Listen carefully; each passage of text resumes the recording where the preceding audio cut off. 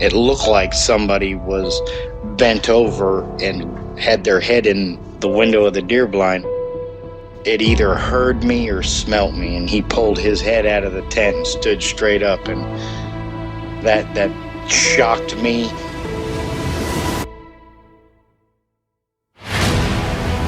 They don't make people that big. The way it moved, almost as if it was gliding across the beach. I've never seen anything move like that in my life. They were screaming at each other in gibberish. It sounded like a language, and they were chuntering away back and forwards, back and forwards, back and forwards. I know what a bear looks like, and there is no way on this planet that what I saw were bears.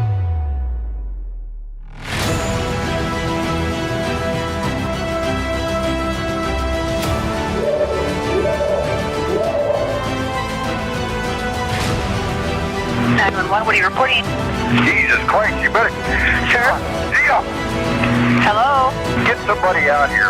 What's going on now, sir? That son of a bitch is about 6'9", I don't know. Do you see him now, sir? Yes, I'm looking right at him. Uh-oh.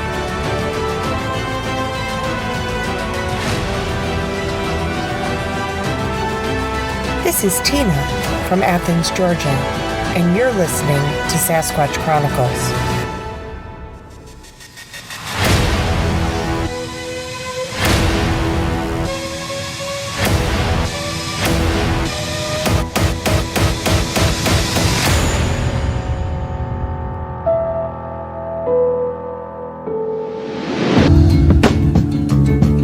Welcome to the show, everyone. Thanks for being here tonight. Got a great show planned for you. We're going to be chatting with Will, and Will comes to us from Alabama. He's going to be sharing a couple encounters that he had. His main one was when he was hunting, but there was an incident that happened to him in Tennessee with his family. His mom was there. All of his cousins were there. They were out hiking. And Will describes being, having his eyes locked with this creature and almost feeling paralyzed, like you couldn't leave. And it's strange. I played a portion of Will's encounter for the members on Friday night. I had another gentleman, Justin, who had an encounter. He felt like he was paralyzed, like he couldn't move. And it's very strange. It's very, very strange. We're also going to be chatting with Emily and George, and they come to us from Missouri, and they were actually out camping, getting ready for deer season when they had an uninvited visitor show up at their camp. Very fascinating account. If you've had an encounter and you'd like to be on the show, shoot me an email. My email address is wes@sasquatchchronicles.com. If you get a chance to go to sasquatchchronicles.com, you can become a member and get additional shows. Let's jump into it tonight. I want to welcome Will to the show. Will, thanks for coming on. Yes, sir. Thank you for having me. Yeah, of course. And I know that we're going to go into 3 encounters tonight. The first one actually happened to you in Alabama in 2008. If you would you just kind of start from the very beginning? What were you doing and what happened? Yeah. So it was opening day of hunting season, 2008. Obviously, being in Alabama, hunting season is a huge deal. Everyone hunts. It's almost a holiday. So I had checked out of school. I was like, I'm going to go down and hunt. So I told my mom, I'm like, hey, because we have a bunch of land down there and a lot of family land. I'm like, well, I'm going to go hunting. She's like, no big deal. Down there, everyone knows each other. We're all family. It's not a huge deal. So I'm like, I'll be back later. And I went hunting. So I went down to a stand and I was super pumped. I'm like, yeah, like I'm going to get me a deer. Just really excited for the hunting season. And we had seen a couple of big bucks on our cameras and stuff. And it was just, I just had a feeling that something was going to happen that year. And I was so excited. And so I was in the stand, I was waiting, I was looking around and, man, I wasn't seeing anything, which was kind of odd because, I mean, it was prime time of the day and it was a nice day and it just felt like, there should be something going on. And so I'm like, well, you know what? I'm going to go change stands because The other stand wasn't very far from where I was at. It was actually on top of the ridge line and looking in the other side. So I was like, well, I'll just go change change stands and be no big deal. So I got down, got my gun and everything, started walking. And as I began walking, I heard what sounded like a bunch of deer. And so I turned, and there's like 4 does that just take off. Like running like bats out of hell, like crazy. So, I'm thinking it's a big buck, like that's chasing him or something. So I get down and I squat behind this tree and get my gun up, and I'm just like ready to, take out whatever deer walks out from from behind the trees. And so as I'm sitting there, I keep hearing something, and it sounds way bigger than a deer. So I'm thinking like this is like, I wasn't thinking it was anything other than a deer at that point. I'm thinking this is a really, really big deer, and I'm going to kill it, and my hunting season's going to be made.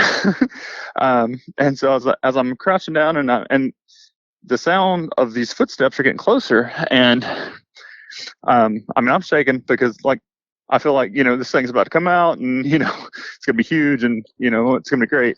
And so what comes out isn't a deer though. Actually, it was like 8 foot tall, standing on 2 legs, and it was walking in the same direction the does were. But it was like, and I knew at first glance, I knew it couldn't have been a human, just because of the strides it was taking. It was pretty big strides. But as I'm looking at this thing, I noticed that it's like pale, like white, almost like a pinkish color, almost. And I was just in shock. This thing, like I said, had to be 8 foot tall, pushing 700 pounds. So I'm just watching, and it just continues walking down towards where the does went. And I'm just squatting there with my gun and just looking at it. And it makes it to like the tree line. I decide, I'm going to take a step back, try and, ease my way out. And as I take a step back, of course, why wouldn't I step on a stick? I'm at that point, I'm thinking like this thing's going to turn around and kill me. Like no one's going to know where I'm at, something crazy. And this, I'm watching it, and it slowly turns its head just a little bit.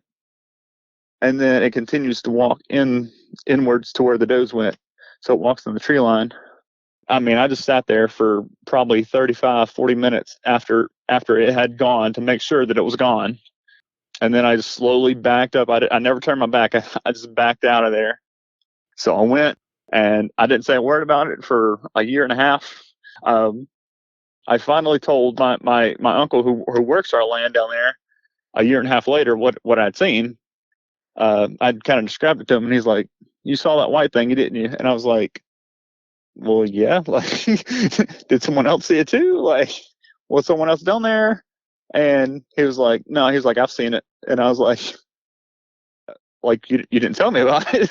And he was like, yeah, he's like, we just leave it alone. He's like, it was here first. And so we leave it alone, and it doesn't mess with us. And I'm like, well, you could have just like informed me before I went down there, like that this thing was in the woods. That's kind of interesting. I know in Alabama they have a creature, kind of a famous creature. They call it the Alabama white thing. But the one that you saw then was, I guess as you described it, was pretty much white, almost kind of a pinkish, that it was so white. Yeah, it was white. It was white. And unlike anything I've ever seen before.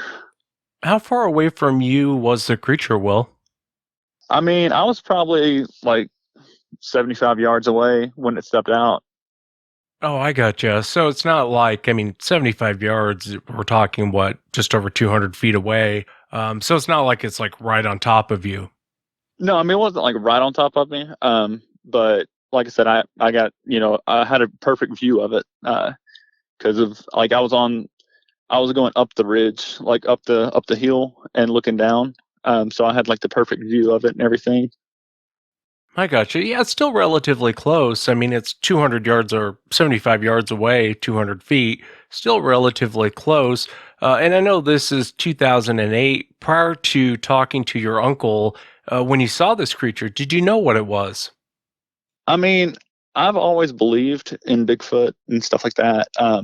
At that time, I didn't really know what it was, just because at that time, I had never heard of like a white Bigfoot before.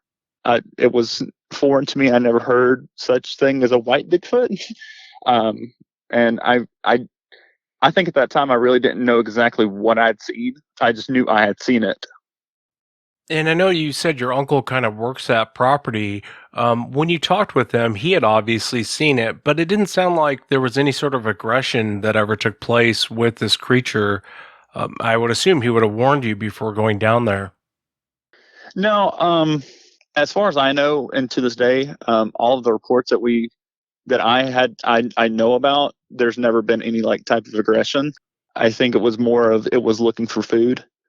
And I mean, obviously it was going after the deer. So, I just knew at that point that, the hunting was probably over for the day. But yeah, no, I've never heard any type of aggression out of it. So, Yeah, can I ask you? I know you said you were done hunting for the day, but here's a creature you really have never seen before. It's white, and you haven't talked to your uncle yet.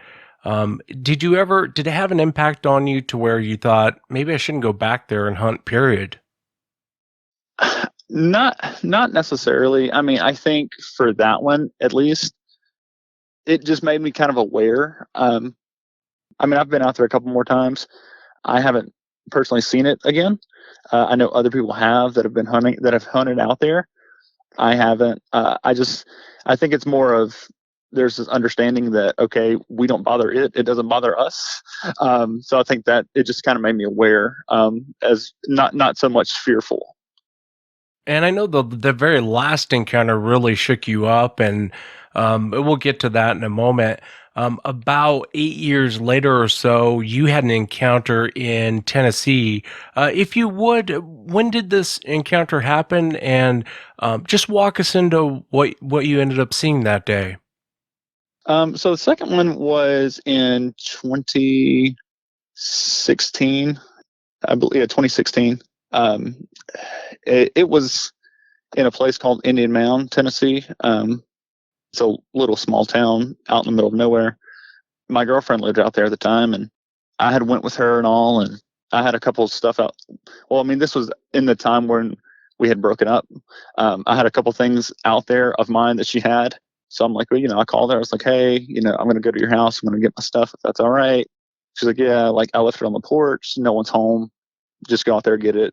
And okay. So I'm like, all right, so her house, it's called Indian Mound, first because it was built on an Indian mound, which, is kind of morbid. So I went out there, and it's like deep in this valley. Like we always made the joke, you have to ship sunshine in there, um, just because that's how far down it is. And so it's like I was going down these dirt roads and all, this huge dip and all, and I had finally made it to where she lived. And so when I went up, like up the hill, I turned on the dirt road where she lived, and I was pulling up, and I noticed this thing that was like squatting like on the side of the road, and I was looking at it, and I was like, well, kind of, you know, I didn't know what it was. I was like, maybe it's a bear, like maybe it's a large dog. I have no idea. Yeah. And on the right side of the road is a hill, but like this hill is like straight up and down, like no way. Like me and her tried to climb it like tons of times, and it takes, I mean, everything to climb that hill, probably 10 to 20 steps to even get up the hill. And so as I was pulling up, this thing stands up. And I mean, I'm just like looking up, like out my windshield. I mean, this thing was massive. I mean, bigger than the first one I saw. I mean, I would say probably 8 foot, but probably pushing 900 pounds. And it stands straight up and it looks at the car. It takes 2 steps and it's cleared the hill. I mean, just gone. And I stopped and I was like, I got out. I was like looking, and I'm like, did I just see that? And so I went down and I called my girlfriend. I'm like, hey, I need to tell you about something. I was like, you're going to think I'm crazy. And she was like, what, did you see a Bigfoot or something? And I was like, yeah, that's exactly what I saw. And she was like, yeah, we seen them out there. And I'm like, okay. And I was like, it like, she's like, we used to see them when we went out the back door to play and all. And I'm like, okay. And I thought that one was really interesting. I mean, it's not the most exciting encounter. I thought it was very interesting though, because of the fact that it is on an Indian burial ground. And I kind of think there's a connection there. I mean, I know the Indians, dating back to the Indians, they would tell stories of Sasquatch and Bigfoot. And I personally believe there's some sort of connection there. I'm still trying to piece that together of what that was. I just know that there was no way a human could climb that hill, not in 2 steps. Like, it stood up, 1 step in the road, 1 step over the hill was gone. And I was just, I mean, I thought I was seeing things. And I'm like, what in the world's going on? And I mean, it was a dirt road. So unfortunately, there's not a whole lot, track wise, but. Yeah, and I know that we're talking, 8 years later after your first encounter, and now you're seeing this thing. How far away from you was the creature when it stood up and started walking up the hill? It was probably, it was probably maybe 10 yards from my car. I mean, I was like right there, and I had stopped, and it had like stood up and looked at my car, and then it was gone. I mean, Yeah, I would assume all of this is happening probably really, really fast. But when it stood up and you're looking at it, I mean, you're really close to this thing. Can you kind of describe what you saw? yeah. So when it stood up and looked at me, I mean, it was kind of doing like the generic Bigfoot like stance. But it was like looking at my car, and it almost looked like it was curious as to like what it was. I mean, it was all it was like brownish fur everywhere except for like its face. It had like bare spots. Yeah, I know, outline it like by its eyes and all. And it just looked at the car, and I mean, I didn't know, necessarily in my mind at the time, I didn't know if it was just gonna, attack my car or what. But when I looked at it, it did seem like it was more curious than anything. So I'm like, I just sat there, and I mean, I put the car in reverse just because I didn't know, if I needed to move or what. And so, like I said, it was all brown. Like I said, probably 8 foot tall, pushing 900 pounds, easy. I mean, his shoulders were super broad.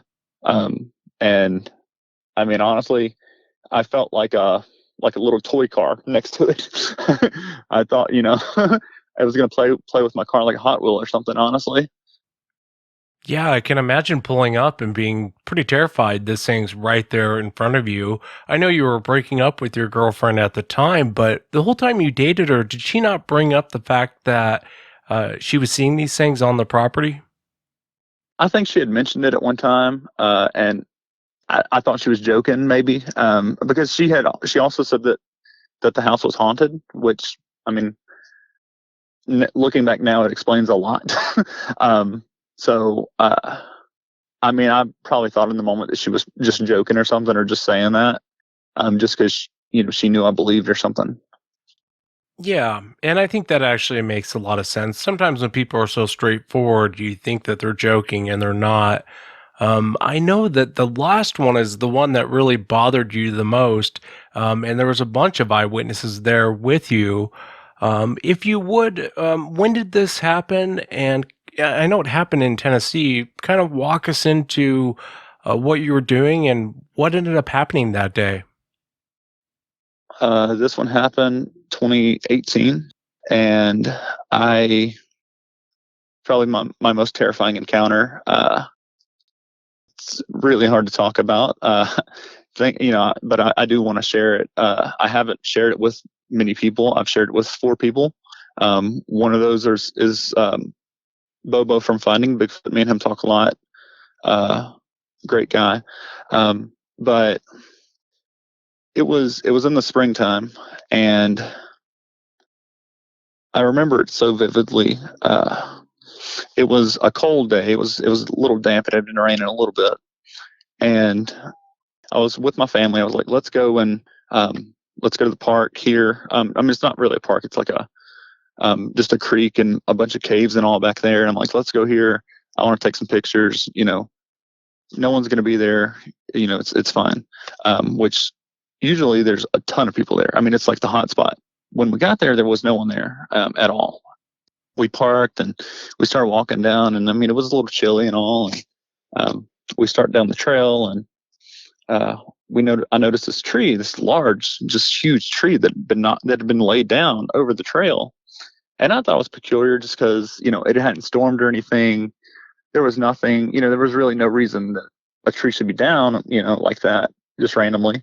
And so I'm like, well, it's no big deal. So we started walking. It was me, my mom, my brother, and my cousins. And I kind of took the lead. And we started down the trail, and I got probably,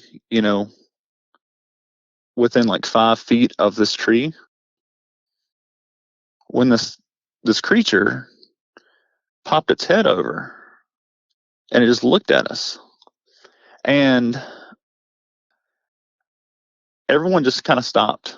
And I stopped. I froze as we looked at this creature. As we're just sitting there looking at it, all of a sudden, rocks start being thrown at us. So close that I can hear the wind coming off these rocks. So my mom and my brother and my cousins, they run. I mean, they take off. And I'm just standing there. I mean, I'm dead frozen. And I mean, it's just continuous rocks coming. I remember I locked eyes with this creature. And it was the weirdest thing. I'm not one that believes necessarily in mind control. I've heard it. I've heard in folklore. I've heard there's Bigfoots that can do that. Never a big believer in that. But when I locked eyes with this creature, something happened. It was almost an outer body experience, almost like, but I seen myself through this creature's eyes. Like I was looking at myself through this creature. And I couldn't move. I mean, I was frozen. But when that happened, when I got into that state, when I got into that whatever it was, like I felt what this creature was feeling. And it wasn't anger, it was curiosity, it was wonder. It wasn't like it was trying to hurt no one, but it was like curious. To this day, I don't necessarily know what exactly happened with that. I don't know if it was mind control. I don't know if it was I don't know how to explain that, and that's what bothers me the most about this. Is I just don't know what it was. I don't know how to explain it, and I mean, this probably just went on for, 3 to 4 minutes. The next thing I know, like my mom's yanking me and like pulling me up this trail. And I mean, I'm still just like in a state of limp. I mean, I'm there, but I'm not there, and I'm just watching, and this creature just stands up and it just starts walking back. I mean, just long legs. I mean, just huge stride, and we got up to the hill, and everyone, all my cousins, because they're little, and my mom's trying to come up with a rational explanation for them, and she's like, "Oh, well, it's a person. It's a person. It could be, this and that." And so I just remember, I remember we were walking back to the car, and when we looked down, I mean, there's like a guardrail there, and then it's straight down. It's a straight drop. Rocks everywhere, like pointy rocks, poison ivy, thorns. There's no other way down than besides the trail that we went on. And then we got back up to the parking area, and we're the only car. There's no other cars anywhere. No one was there that day except for us. And the only way that someone could have ever got down there is they would have had to pass us and go behind that tree. Never happened. That shook me really bad. I shut people out. I broke up with my girlfriend at the time. I quit the company that I'd been with for a long time. I didn't go in the woods for over 2 years. That it did something to me mentally. I don't have that. I lost a piece of my mind that day, and I still don't have that. And that I have to live with that, you know. I still haven't been back out to that spot. I don't know that I ever will go back. I want answers, but that I don't know how I'm supposed to feel, you know. So Yeah, I hear you, and I appreciate you sharing it. I wish I had a great answer for you on what was going on there. I've heard of some accounts like this to where people are paralyzed, and it's more than just fear. Even the Native Americans talk about these creatures having the ability to hypnotize you, and that's kind of why you want to not look them in the eyes. Yeah, it's really, really fascinating. When you were there and the creature popped its head up. How far away from you was the creature? no, I mean I could have reached out and touched it. I mean I was that close, and it was still squatting. Like it was still squatting at the time. So I mean I was looking straight at it, and I like I said I didn't go back in the woods for 2 years after that. That's not like me. I mean I lived in the woods. That's my home. I love the woods. Um, and I will say this, and I don't want to get too far off this, but I will say this: the first time I went back in the woods was last hunting season. A friend of mine invited me back to Alabama to go hunting with him at his hunt club, and I'm like, yeah, let's do it. He put me in a stand, great spot, and I went out there, before the sun come up, and so I'm looking, and you're trying to hear anything, and I'm not hearing nothing. So as the sun begins to rise, I noticed this thing to my left, about 25 yards in front of my tripod. And as it got light, as the sun came up, I was able to tell what it was. Didn't see a deer all morning and then I saw that tree structure, and I was like, well, that explains why there's no deer. And so I'm trying to tie this all in as far as 2.5 years later, 2 years later, whatever, from that third encounter, first time back in the woods, there's a tree structure, and there had been sightings of Bigfoot on that property. And I don't know, I don't know, maybe I'm just a magnet. But yeah, that third encounter really, really shook me. It made me terrified. Yeah, well, a lot of people that live, especially out in the country, tend to run into them more. When you were looking at the face, can you kind of describe it? I mean, how was it? Was it very similar to the other ones that you had seen? I mean, there was hair everywhere. Except it almost, looked like a like a gorilla, like a primate would, where it was like hair everywhere except for like the eyes, and like I could tell where the nose, I could see like, the facial features of it. The eyes are the thing that stick out the most to me, just because every time I close my eyes I can see them, like, and it was so like, just, I don't know how to explain it. Like I looked into the eyes and just I was lost. I mean, like it was the craziest thing. I mean, it's like these deep, like dark, like brownish eyes, and something about it like just pulled me into it. And but yeah, I mean, like I said, it was just hair everywhere except for like the face and all, and like I could just clearly, it was like, I mean, it almost had the facial features of, a primate. But when I saw it stand up, I knew what it was. And like I said, the place we were at, while yes, there's usually lots of people there, there's so many caves and stuff back there that are unexplored and everything. And I personally believe that's where they're living at, is in them caves back there. I mean, it's got plenty of, vegetation, plenty of deer, plenty of food sources for Bigfoot. And I believe there was more. I believe there was more that day in those caves.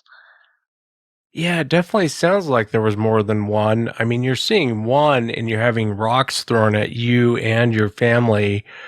Did the family ever acknowledge as far as what they saw that day?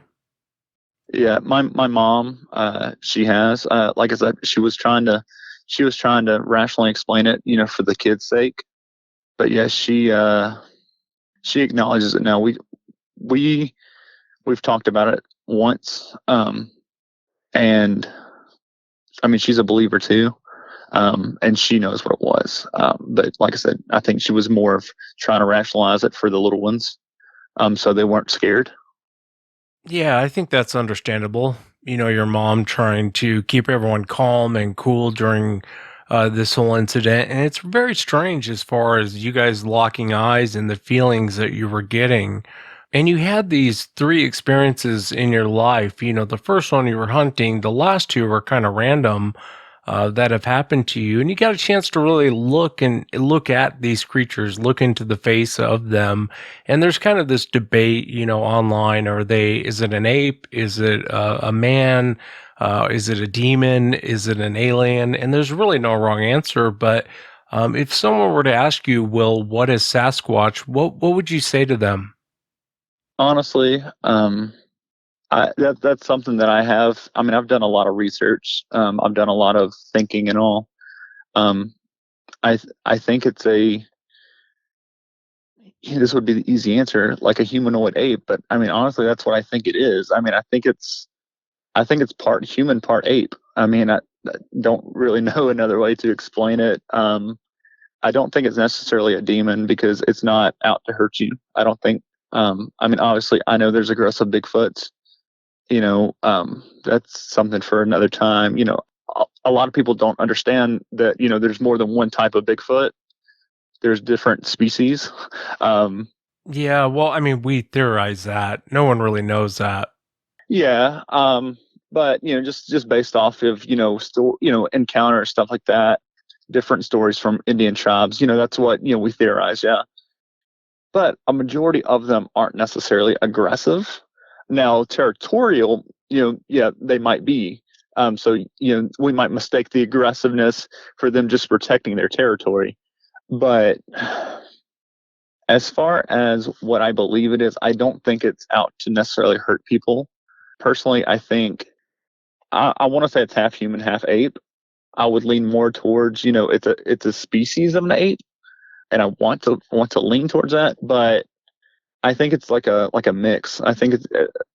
I mean, I think it's a half human, half ape. Honestly, Yeah, and I could see why you would say that. A lot of times when people run into them, that's exactly what most eyewitnesses say. I ran into a half man, half ape. And I really appreciate you sharing what happened to you, Will. I'm sure it's happened to other people out there.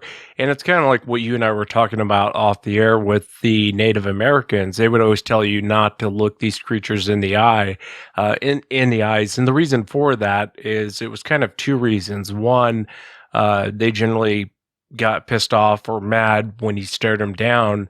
The second reason, though, a lot of Native Americans say don't look them in the eyes. I can't remember how it's translated, but it has to do with basically it comes out as being hypnotized. They have the ability to hypnotize you. And it's a very strange event that happened to you, man. I really appreciate sharing it. it is. Like I said, I've never necessarily been one to believe in the mind control, aspect of it. But something happened, something grabbed a hold of my mind, and I wasn't there. It's like it was almost like I said, it was almost an outer body experience, but yet I was like seeing myself through this creature, and it was the craziest thing. And I don't know, maybe there is truth to it. Like there's something because it happened to me. And like I said, I still wrestle with that a little bit today, and trying to figure out exactly what it was. And like what exactly pinpoint what happened.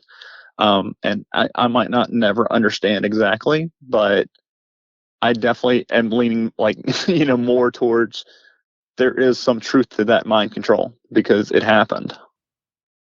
Yeah, I think there's definitely some truth to it. That's for sure. There's something to that. I mean, this isn't the only time I've heard of something like this happening.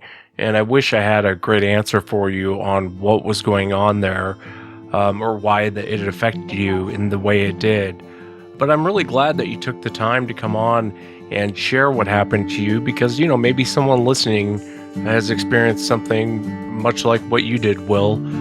So thank you so much for coming on, man. Absolutely. Yeah. I appreciate you having me.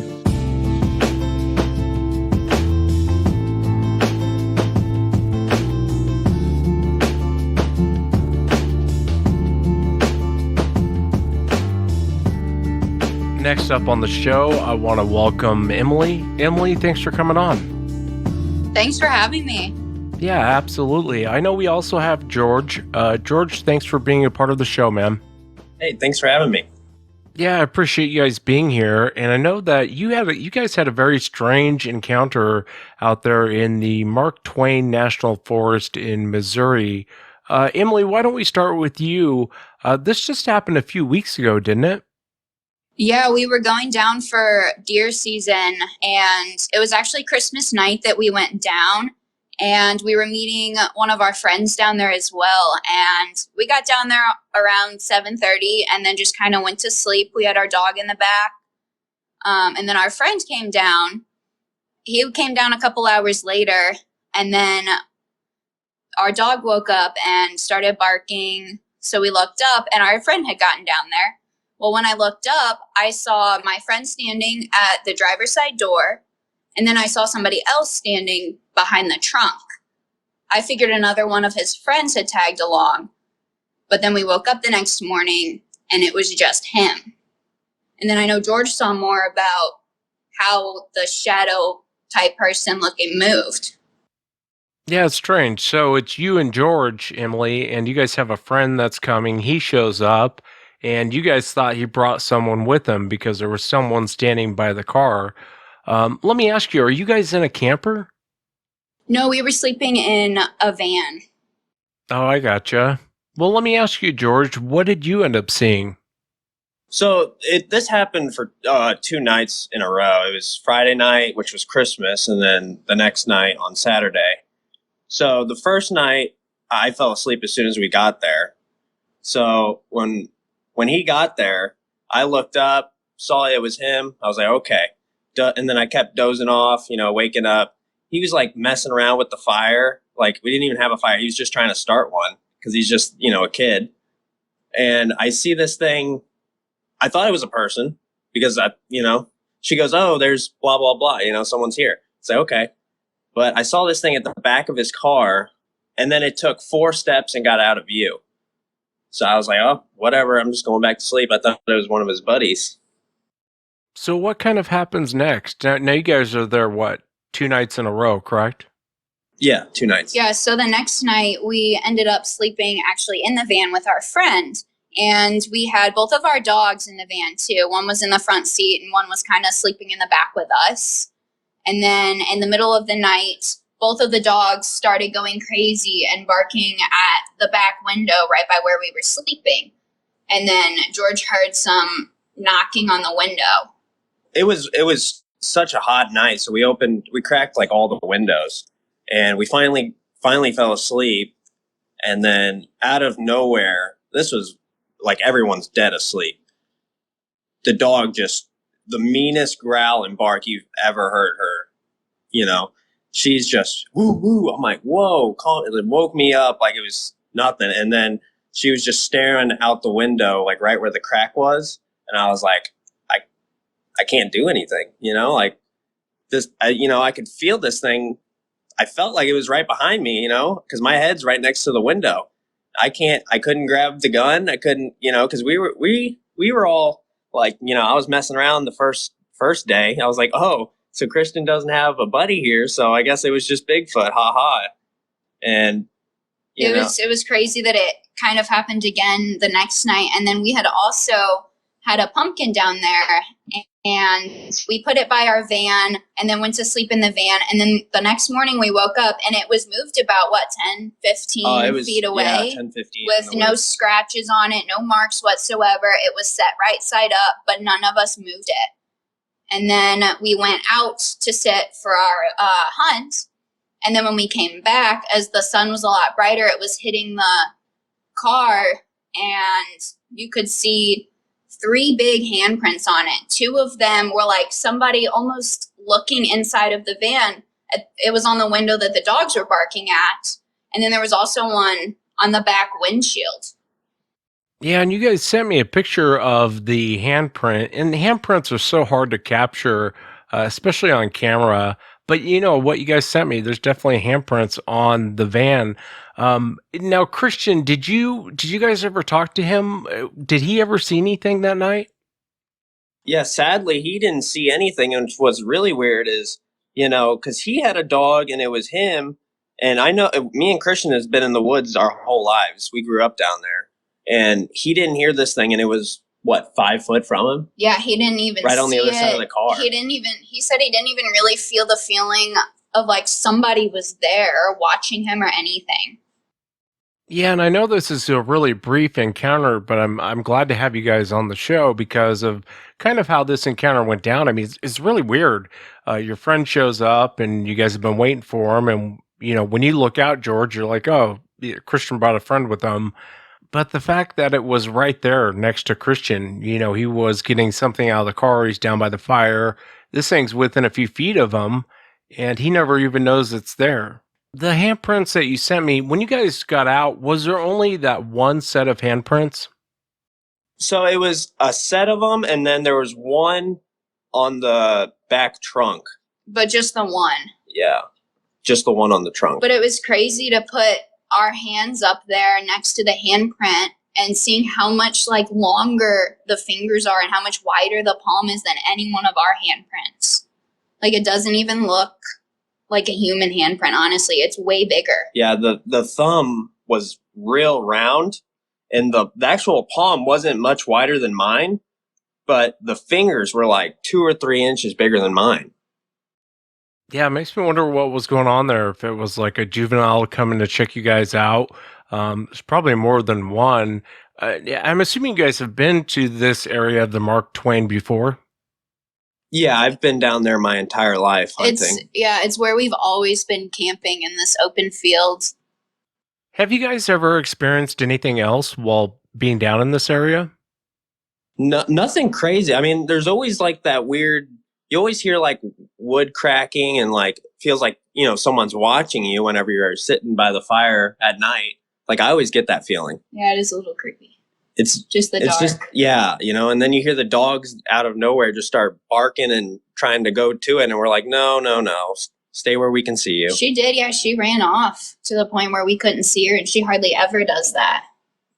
Yeah, that's a trip. And from talking to you guys, George and Emily, and you were talking about the hands off the air, and I was telling you guys that's why I kind of think it might have been a young one, because like you were saying, George, the hand was about the same size as yours, but the fingers were a lot longer. They kind of have that alien look, and I've often wondered if they grow into their hands or what. You know what I mean?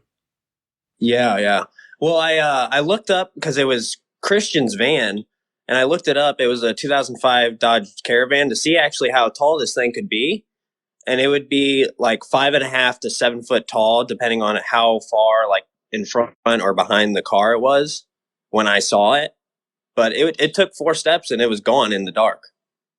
Yeah, let me ask you, George. I know when you first saw this individual, you thought it was one of Christian's buddies that came with him. But looking back now, was there anything about the figure that stands out to you that, at a quick glance, you look up, you're like, oh, he brought someone with him, you lay back down. But in that moment, was there anything about that individual that made you think it wasn't a person? It really looked like a human, but I thought it was, because it was the same color all up and down, which I thought it was because I had my contacts out and I had the light from my truck on. So I was like, all right, it's probably just one of his buddies, but when we came back from hunting the next morning and said, "Hey, bud, where's your buddy?" And he goes, "I didn't bring anybody down." I was like, "But we saw two people." Yeah, that's even creepier for poor Christian. You guys are saying, "Where's your friend at?" And he has no clue what you're talking about. Trying to freak him out. Yeah, he was pretty freaked out. So whenever the dog woke me up, I was like, Christian, wake up. There's something outside your car. And he was, half asleep. So he's like, no, I don't want to get up. And I was like, but come on, bud, there's something outside your car and I don't want to be the only one awake right now. Yeah, I hear ya. Sometimes things are better left alone. You know what I mean? Let me ask you, Emily. Prior to this happening to you guys, what was kind of your feelings on the whole topic of Sasquatch? I mean, at first, like, I knew the idea of the topic, but I mean, I kind of just grew up as like, oh, maybe it's out there, maybe it's not, maybe it does exist, maybe it doesn't. So I never really kind of like ruled it out. But from my understanding, like, it couldn't have been a bear, it couldn't have been anything else. And I mean, I don't know what else would make that big of a handprint and what else would act in that way. It kind of does make me really believe that it was Bigfoot, just hearing the other episodes and just the similarities, like the tapping and the setting that it happened in and everything that have been in some of your stories have applied to this. So really, I really think it was Sasquatch. Yeah, especially with the handprints, because they do look very human-like. I'm looking at them here, and I know you guys kind of shot it from an angle shot to actually get the handprint, and it obviously doesn't sound like a bear. And if it was a human, that's even more creepy. It's like some creep coming up. Let me ask you this, Emily. I know you've been listening to the show. If someone were to ask you what is Sasquatch, what would you say to them? I think they're human. Like, I think they're in like the same family as far as like apes and primates that kind of we would somewhat fall into. So I think they're related to humans. Yeah, I hear ya. Well, let me ask you, George. You and Emily are out there hunting a lot. I know you guys are outdoors a lot. Prior to this weird night happening to you guys, what was kind of your feelings on Sasquatch? Did you not give it another thought? How did you feel about the subject? I've never seen anything in the woods like that. I've never been that creeped out in the woods. I'm always cautious because I don't know what's out there. No one's been all the way out there. So it could be anything, but I really, really thought it was Bigfoot. It really convinced me after that point. Yeah, I just don't see a person having the balls to come up and do that, up on, especially walking into someone's camp and Christian not seeing anything. It's a very strange event that happened to you guys. Let me ask you, what do you think that Sasquatch is, George? I would say that it's definitely related to us in some way, but it's completely different as well. They're so quiet, and then when they don't want to be, they don't want to be. They only show themselves if they want to see. Yeah, that's the strange part. You would have think you guys would have heard whoever that was, that individual entity, Sasquatch. You think you would have heard them because you guys are right there. But like to your point there, George, I mean, there's a lot of situations where people just they have no clue that they're there. All of a sudden, the creature's there. It's very, very strange. Do you guys have any plans on going back? I think so. Next year. Yeah. That's where we always hunt. And our family's down there. I've been going down there my entire life. My grandpa has been going down there most of his life. It's just, I'm definitely bringing a bigger gun in the woods. Got to be more cautious. Yeah, definitely more cautious. Yeah, without a doubt. Well, if you guys end up going back down there, which it sounds like you're going to, let me know if anything happens, will you? I mean, that Mark Twain National Forest is notorious for sightings. It sounds like it, yeah, for sure. We were driving on one of the roads, just driving around, and there's people with Bigfoot stickers. I was like, these did country see that boys, on the they way gotta out. see it. They gotta know. Yeah, I hear you. Well, be careful, and I'll throw that picture up underneath this episode of the handprints. But Emily and George, I appreciate you guys coming on. Thank you. And that's it for tonight, everyone. Remember, if you've had an encounter, shoot me an email. My email address is wes@sasquatchchronicles.com. If you get a chance to check out sasquatchchronicles.com, you can become a member and get additional shows. Until next time, everyone.